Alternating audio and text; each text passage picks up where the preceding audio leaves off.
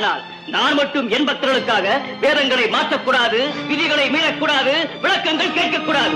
உங்களுக்கு ஒரு நீதி, எனக்கு ஒரு நீதி. அப்படித்தானே? இறுதியாக சொல்லுகிறேன், என்னை வழிபடும் குடும்பத்தை எப்படியும் வாழ வைத்தே தீர வேண்டும் என்று முடிவு செய்திருக்கிறேன்.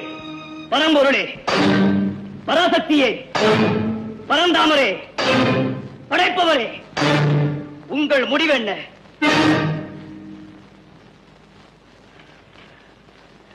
பொறுமையோடு பேசி வாங்க வேண்டியதை போராடி வாங்கும் நிலைக்கு என்னை ஆளாக்கி விடாதீர்கள். சொல்லுங்கள், சொல்லுங்கள், சொல்லுங்கள்.